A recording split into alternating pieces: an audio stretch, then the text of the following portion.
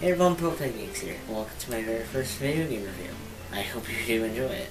Today we're going to take a look at Super Smash Bros. To the Wii.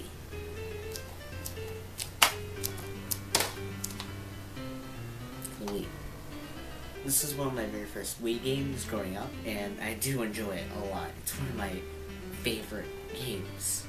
But it's not my favorite game, not Super Mario Galaxy 2. I will review that later on the channel. Be prepared for that. But anyways, this game was really fun when I was a kid, and I'm going to see if it really holds up to this day. With that out of the way, let's get into the review. Super Smash Bros. Brawl is an action fighting game developed by Nintendo, Game Arts, and plenty others. Released in 2008, Brawl became the third installment in the Smash franchise, following Melee and the original Smash Bros.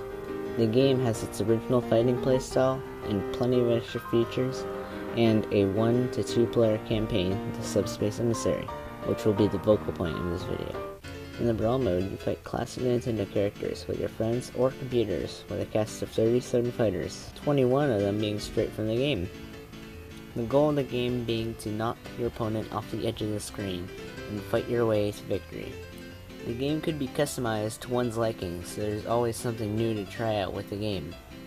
The game can be played with a Wii Remote, a Nunchuck add-on, GameCube controller, or the Wii Classic controller, all of which can be customized for any battle, or just taunting. Don't know why you would do that, but you can. There are 3 Brawl modes to choose from, these 3 being time battles, which have you fight for a certain amount of time, and the winner decided by whoever has the most points, or whoever wins the sudden death if there is a tie. And finally, there's coin battles, where the winners decide by whoever has the most coins by the end of the time limit. And if those battles aren't enough for you, there's also Special Brawl, which has a lot of customizable battles. You can have the game be fast, on fire, invisible, just so many options. Some of them really fast you can't even tell what happens. If you want some more variety to your battles, you can always try Tourney, which has you fighting in battles like a Smash tournament.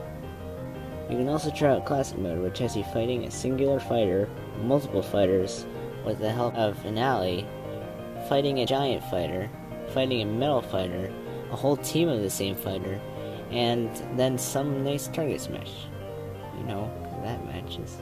All of this leads up to you fighting Master Hand, which is just a glove. Yeah. After you defeat him, you win a trophy of the character you fought as. How cute. There is also All-Star Mode, which has you fight every fighter in the game in order of when they were shown to the world. But you only have 1 life and 3 full restores until you lose.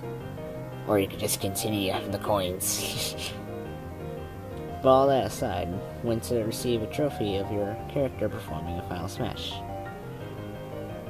Well, let's say somehow you aren't really good at Smash. Luckily, there are some training modes to help you out.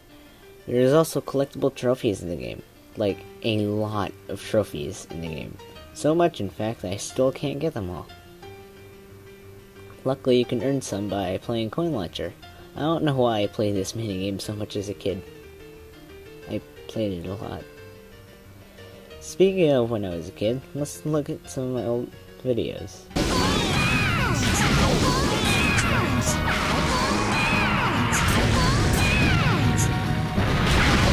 Hey, wait. This isn't Smash. This is Mario. Hey, these demos are actually pretty fun. Well, I guess I'm finished.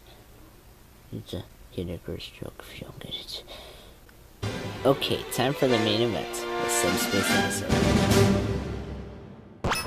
The Subspace Emissary is the story mode in Brawl, and oh boy, is it a story. It took me nearly 6 hours to beat it, in fact. In this mode, you find yourself controlling a variety of characters in the same time frame, which is really unique if you ask me. In every stage, you need to get from point A to point B while fighting enemies. Or you can just avoid them. You can never beat me! Dang it. Occasionally, the screen will freeze and you must clear all the enemies off the screen in order to advance. The story even has great cutscenes to follow, and it's really well animated. They even have a bit of classic Smash gameplay in the story, and I love it. But anyways, let's dive into the story. First, we start off with a battle about to start between Mario and Kirby to entertain Peach and Zelda.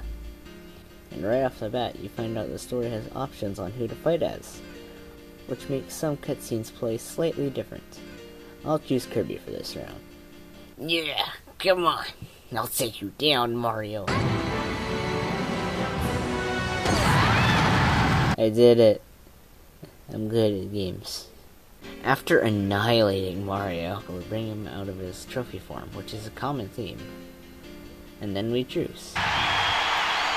Well, it was just a handshake. I don't see how it's that big of a deal. Oh man, what's that?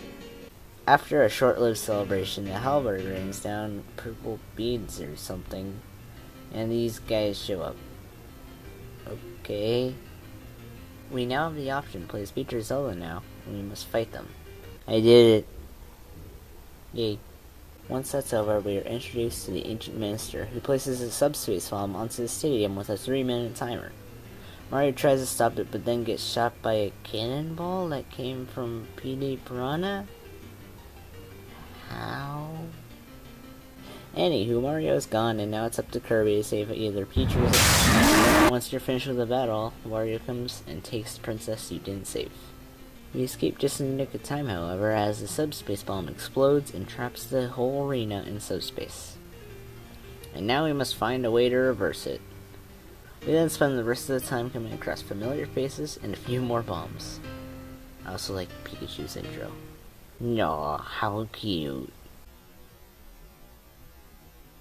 Oh no, Pikachu! After a while, a lot of our heroes come across the Ancient Minister once again, this time in front of tons of bombs. But he just stands there. Ganondorf then shows up, and then the Robs start to head for the bombs. The Ancient Minister suddenly steps in and tries to stop them, but Ganondorf forces the Robs to keep going, and the Ancient Minister ends up burning. The Robs then start the bombs, and the heroes have nothing. And the Ancient Minister reveals that he is a Rob and joins the heroes. The heroes try stopping them, but they can't do much, so they end up leaving. Just in time, too. And every hero meets up and decides to head to the subspace itself. Bowser and Ganon, who are in a ship apparently, try stopping them. Oh shoot, they actually did it! Luckily, they have their own ships inside. Kirby destroys their ship with their dragon, and now everyone is in subspace. Ganon just randomly kills Bowser and then is greeted by Master Hand. But then a life form known as Taboo ends up killing both Master Hand and Ganon. Then Taboo kills them all. And they look a lot like amiibos now. Well, let's just save and... Oh no. Everyone's gone. No, I don't have anyone. But thank goodness I have these guys.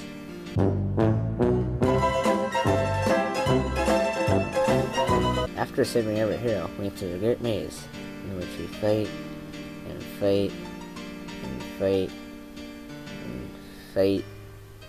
But hey, at least not that bad.